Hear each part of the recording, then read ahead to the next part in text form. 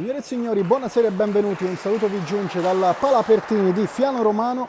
Siamo qui per raccontarvi la 13ª giornata del girone B di Serie A2 femminile, fra pochissimo in campo Roma e Firenze.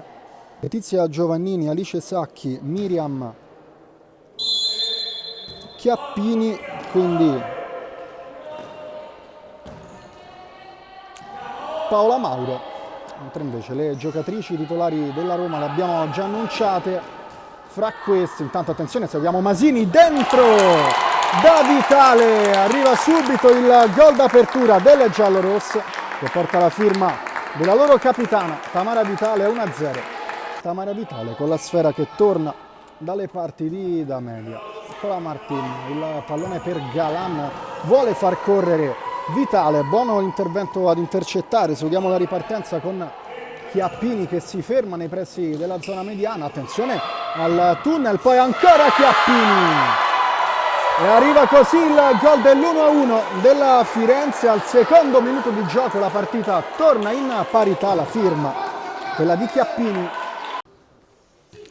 Roma che adesso prova ad attaccare con più ordine, anche perché si è ricomposta dietro la metà campo la Firenze. Attenzione intanto a Martin, il destro, c'è Vitale che raccoglie sul secondo palo e mette dentro, va a siglare così la propria doppietta personale, il 2-1 della Roma al terzo di gioco. Vitale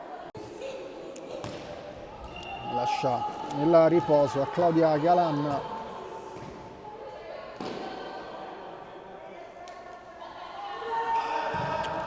Adesso Bea Martin va in profondità a cercare Vitale che controlla il pallone, riesce ad estringersi bene in mezzo a tante maglie blu, poi il tiro di Martin in due tempi. Giovannini a bloccare. Dalla fine della prima metà della partita è la Roma a condurre ancora per 2-1.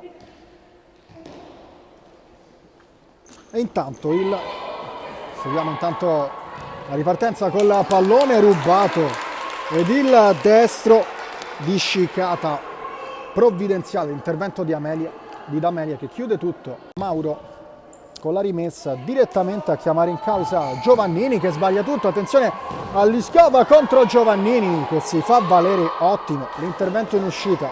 La rimessa in zona tre quarti col suggerimento verso Masini, a spazio, nessuna su di lei. C'è il destro provato da Claudia Masini. Alto, crollo non esattamente perfetto, poi ancora la numero 3 prova ad aprire tutto sul centrodestra con Marroni che riesce a far suo questo pallone, poi si allaccia con Galluzzo, ma evidentemente non in maniera volontaria, il direttore di gara che lascia proseguire con Cecavicchi. Per spazio a sinistra torna all'indietro da Masini, attenzione a Liskova, prova a combinare con Cecavicchi che ha spazio, calcia, esterno del palo e poi fuori. Arrivano qui due fischi da parte della terna arbitrale, si conclude ora il primo tempo fra Roma e Firenze, il risultato parziale è di 2-1 per la Roma. Arriva qui il fischio d'apertura, il secondo tempo, inizia ora.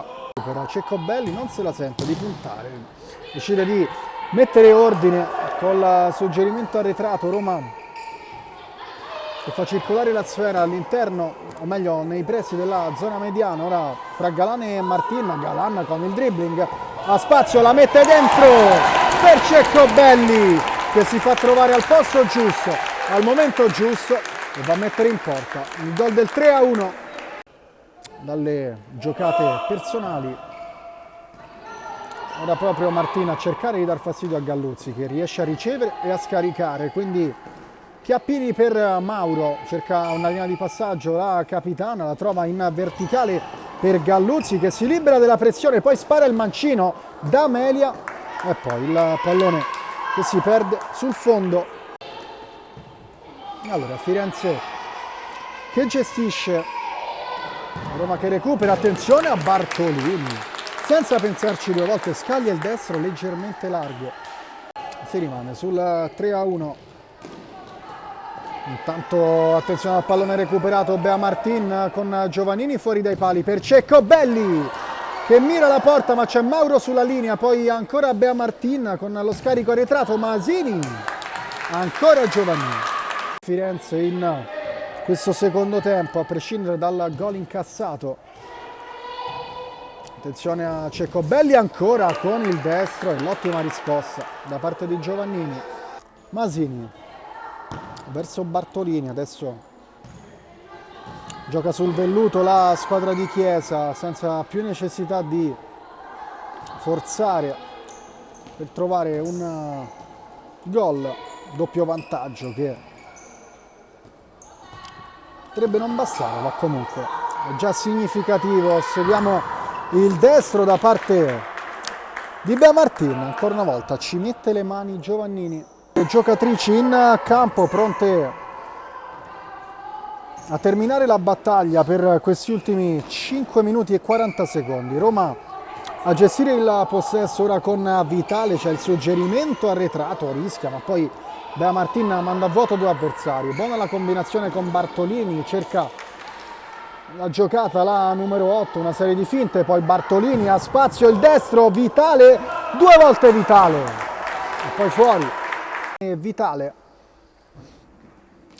adesso conduce il possesso a Roma. Galan si chiude il triangolo con Bea Martin, poi il pallone dentro per Ceccobelli e arriva così il gol dell'ipoteca. 4-1 Roma a 3 minuti e mezzo dallo scadere. È risultato blindato, la firma di Ceccobelli. E allora siamo negli ultimi 100 della partita, qualcosina meno, seguiamo Bruschi con un po' di spazio, si gira il pallone per Luskova, il destro le viene negata la gioia del primo gol dall'ottimo intervento. Galan, pallone per Masini, prova a farsi vedere ancora Luskova con l'intervento di Pocobelli che gliela porta via, recupera proprio la stessa numero 6 che poi si fa chiudere con il passaggio. Attenzione alla possibilità per Firenze che con Paola Mauro trova il gol del 4-2. Arrivano qui 3 fischi da parte della direzione arbitrale. La Roma passa al Palapertini con risultato finale di 4-2 su Firenze e si aggiudica i primi 3 punti casalinghi del 2022. E allora siamo qui con Ilaria Ceccobelli e Bea Martin, non hanno di certo bisogno di presentazioni. Allora, quest'oggi Roma che si impone con risultato finale di 4-2 su Firenze, voglio subito un commento a caldo. Allora, è stata per me la prima partita del 2022, anche per Bea. Anche per me. Abbiamo imposto il nostro gioco e questo era l'importante perché dovevamo fare la partita e pensare appunto a proporre un gioco che sia limpido e chiaro e appunto creava dominio, diciamo, supremazia in campo. Per il mio ci siamo riuscite, purtroppo sempre troppo poco ciniche davanti alla porta, infatti solamente 4 gol, però tutto sommato la prestazione è più che sufficiente a parer mio. Praticamente il controllo della partita, abbiamo fatto un giro palla per me benissimo, comunque si può migliorare, no? Tutto si può migliorare. Assolutamente sì. Però siamo felici che abbiamo preso 3 punti che rimangono qui a casa, la prima partita dell'anno, questo è importante per andare avanti. Lo spirito pure del gruppo. Brava. E io comunque sono contenta perché per me è la prima partita con loro e sono riuscita a prendere questi 3 punti. E allora, come già stavamo dicendo, il 2022 della Roma che inizia nel migliore dei modi, prima la vittoria insperata nella trasferta sarda contro la capolista, ora i primi 3 punti stagionali. Vi voglio chiedere, in qualche modo cambia la consapevolezza della Roma dal punto di vista delle sue giocatrici stesse dopo un inizio, o meglio una ripresa di cammino così convincente?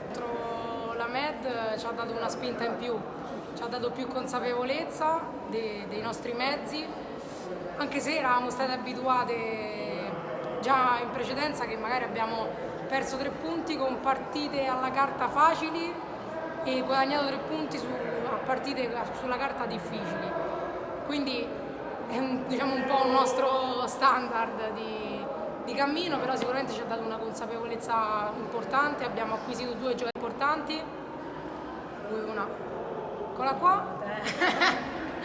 E quindi sì, sicuramente ci ha dato una spinta in più.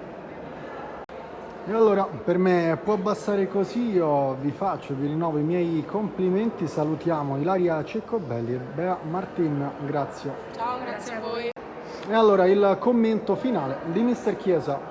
Allora, io non vorrei né analizzare la partita né parlare nello specifico delle giocatrici. Vorrei dire una cosa a nome di tutta la dirigenza e di tutte le ragazze, un grande in bocca al lupo a Arcangelo Iori, perché so che non è stato bene, che oggi doveva venire a vedere la partita e non è potuto venire. Ti aspettiamo alla prossima. Dai Arcangelo. Dai.